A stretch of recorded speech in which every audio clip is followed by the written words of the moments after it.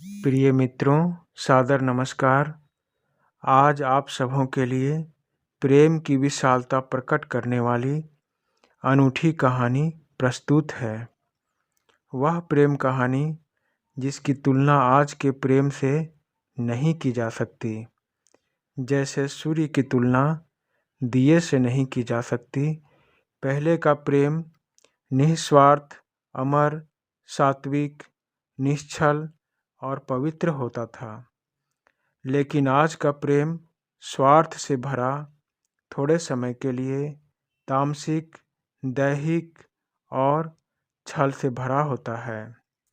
मित्रों, प्रेम की व्याख्या अनंत है। प्रेम तो सागर से भी ज़्यादा गहरा होता है। प्रेम तो ब्रह्मांड से भी ज़्यादा विशाल होता है। इसी विशाल प्रेम की लघु व्याख्या आप सबों को मैं समर्पित कर रहा हूँ। उम्मीद है कि यह आप सबों को रोचक लगेगी।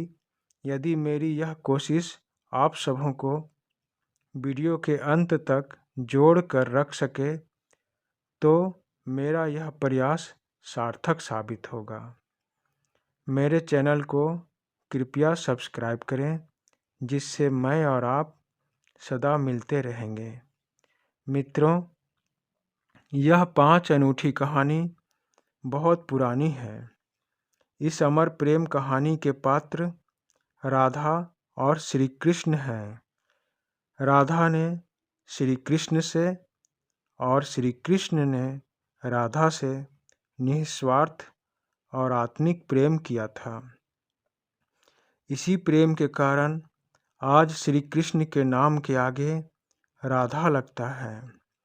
राधे कृष्णा। कोई रुक्मणी कृष्णा क्यों नहीं कहता, जबकि रुक्मणी भी तो राधा की तरह प्रेम करती थीं और रुक्मणी तो श्री कृष्ण की पत्नी भी थी, जबकि राधा से श्री कृष्ण का विवाह भी नहीं हो पाया था। मित्रों, राधा कृष्ण की पहली कहानी यह है कि पौराणिक कथाओं के अनुसार राधा श्री कृष्ण से 5 वर्ष की बड़ी थी। जब श्री कृष्ण की माँ यशोदा ने उन्हें ओखली से बांध दिया था, तब पहली बार राधा ने उन्हें देखा था। उन्हें देखते ही वह बेसुध हो गईं और श्री कृष्ण से प्यार कर बैठी। उन्हें लगा कि यह किसी पूर्व जन्म का रिश्ता है। राधा को देखकर श्री कृष्ण भी बावरे हो गए थे। दोनों में प्रेम हो गया था। गर्ग संहिता के अनुसार एक बार श्री कृष्ण के पिता नंद बाबा उन्हें लेकर घूमने निकले थे। उधर से राधा और उनके पिता वृषभानु जी भी सामने आ गए। इस समय राधा और कृष्ण की उम्र बहुत छोटी थी। दोनों का वहाँ पहली बार आमना सामना हुआ था। इसीलिए उस स्थान को सांकेतिक तीर्थ स्थान कहते हैं। मान्यता यह है कि पिछले जन्म में ही दोनों ने यह तय कर लिया था कि हमें इस स्थान पर मिलना है।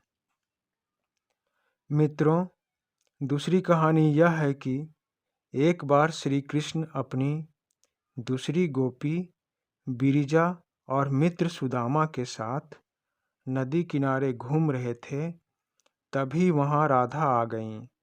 अपने प्रेमी श्री कृष्ण के साथ दूसरी गोपी को देखकर वह नाराज हो गई और वहाँ से जाने लगी।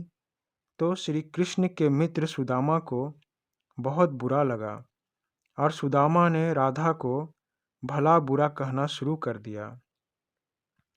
एक तो अपने प्रेमी के द्वारा दिए गए इस दुख, और दूसरा सुदामा के भला बुरा कहने से राधा ने क्रोधित होकर सुदामा को अगले जन्म में शंखचूड़ नामक राक्षस होने का श्राप दे डाला। इस श्राप को सुनकर सुदामा ने भी राधा को श्राप देते हुए कहा कि जिस श्री कृष्ण से तुम इतना प्यार करती हो, वह तुम्हें कभी नहीं मिल पाएगा। तुम सदा उससे प्रेम तो करोगी, पर श्री कृष्ण से सदैव बिछड़ी रहोगी। यह सुनकर श्री कृष्ण को अत्यंत पीड़ा हुआ। तब उन्होंने राधा से कहा कि तुम्हारा मनुष्य के रूप में जन्म होगा। इस श्राप के कारण हम दोनों कभी मिल नहीं पाएंगे, लेकिन तुम सदा मेरे पास ही रहोगी। यही कारण है कि राधा और श्री कृष्ण बचपन में ही बिछड़ गए थे।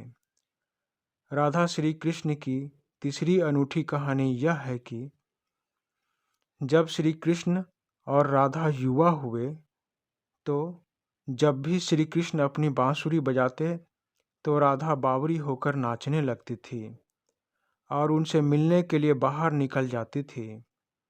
गांव में कृष्ण और राधा के प्रेम की चर्चा चल पड़ी तो समाज के लोगों ने उसका घर से बाहर निकलना बंद करवा दिया। फिर एक दिन श्री कृष्ण ने माता यशोदा से कहा, मैया, मैं राधा से विवाह करना चाहता हूँ। यह सुनकर मैया यशोदा ने श्री कृष्ण से कहा, देख लल्ला, एक तो राधा तुमसे 5 साल की बड़ी है, दूसरा राधा की मंगनी पहले से ही किसी और के साथ हो चुकी है। उसका नाम रयान है और रयान कंस की सेना में अभी युद्ध लड़ने गया है। जब वह वापस आएगा तब उससे राधा का विवाह हो जाएगा। इसीलिए तुम अपनी जिद छोड़ दो। तुम्हारा विवाह राधा से नहीं हो सकता। लेकिन श्री कृष्ण जिद करने लगे। तब उनके पिता ने गर्ग ऋषि को बुलाया तो गर्ग ऋषि ने कृष्ण को समझाते हुए कहा कि तुम्हारा जन्म एक महत्वपूर्ण लक्ष्य की पूर्ति के लिए हुआ है। तुम इस संसार के तारनहारे हो और तुम्हें अत्याचारी कंस के अत्याचार से सभी प्राणी को मुक्त करना है। ऋषि गर्ग ने रहस्य बताते हुए कहा कि तुम यशोदा और नंद के पुत्र नहीं, बल्कि देवकी और वासुदेव के पुत्र हो और तुम्हारे माता पिता को कंस ने कारागार में डाल रखा है। इसीलिए तुम्हारा कर्तव्य है कि तुम अपने माता पिता को अत्याचारी कंस के बंधन से मुक्त करो और संसार में धर्म की स्थापना करो। यह सब सुनकर श्री कृष्ण के जीवन का उद्देश्य बदल जाता है और वे राधा से विवाह की जिद छोड़ देते हैं। राधा श्री कृष्ण की चौथी कहानी यह है कि राधा के माता पिता उसे घर में कैद कर रखते थे, उसे श्री कृष्ण से नहीं मिलने देते थे। तब श्री कृष्ण ने अपने साथियों सहित एक रात राधा को कैद से मुक्त कराकर उद्धव और बलराम सहित अन्य गोपियों के साथ रात भर बांसुरी बजाकर नृत्य किया था। यह रात पूर्णिमा की थी। इसे महारास कहा गया है। कहते हैं कि उस समय श्री कृष्ण को 2 ही चीज़ें सबसे ज़्यादा प्यारी थी, बांसुरी और राधा। कृष्ण की बांसुरी की धुन सुनकर राधा के जैसे प्राण ही निकल जाते थे। भगवान श्री कृष्ण ने वृंदावन छोड़ने से पहले अपनी बांसुरी राधा को दे दी थी, क्योंकि उन्हें कंस के कारागार से अपने माता पिता को आज़ाद कराना था। श्री कृष्ण के वृंदावन से जाने के बाद राधा उनकी भेंट बांसुरी को संभाल कर अपने पास रखती थी। जब भी कृष्ण की याद आती तो राधा बांसुरी बजा लेती थी।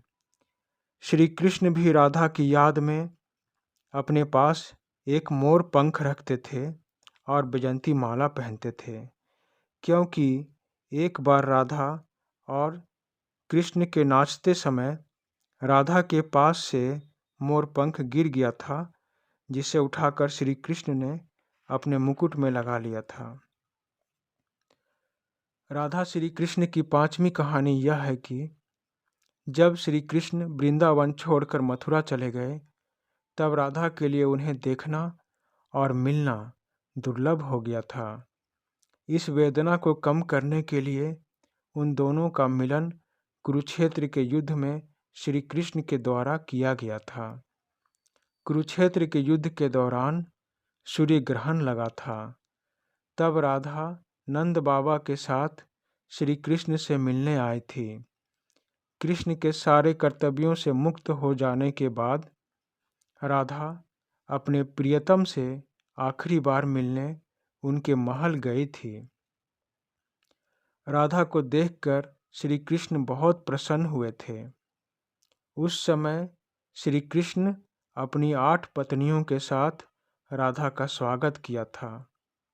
यह देखकर राधा उनके महल से थोड़े समय के बाद चुपचाप उदास होकर जंगल चली गई और जंगल में एक झोपड़ी बनाकर अकेले रहने लगी। धीरे धीरे समय बीतने पर राधा अकेली और कमज़ोर हो गई, तो उसे भगवान श्री कृष्ण की बड़ी याद सताने लगी। तब राधा ने जंगल में ही अपने प्रियतम को हृदय से याद किया, तो इस अंतिम मिलन के लिए भगवान श्री कृष्ण राधा के सामने आ गए और राधा से कहा कि वे उनसे कुछ मांग लें, लेकिन राधा ने मना कर दिया। कृष्ण के दोबारा अनुरोध करने पर राधा ने कहा कि वे आखिरी बार उन्हें बांसुरी बजाते हुए देखना और सुनना चाहती हैं। श्री कृष्ण ने राधा से बांसुरी ली और बहुत ही सुरीली धुन बजाने लगे। श्री कृष्ण रोते हुए बांसुरी बजा रहे थे और राधा रोते हुए बांसुरी की धुन सुन रही थी। बांसुरी की धुन सुनते सुनते राधा ने अपने प्राण त्याग दिए। यही है अमर प्रेम की कहानी। वे दोनों कभी एक ना हो सके तो कभी बिछड़ भी ना सके। इसीलिए आज भी मंदिरों में राधा के साथ श्री कृष्ण की मूर्त है। धन्यवाद मित्रों, धन्यवाद।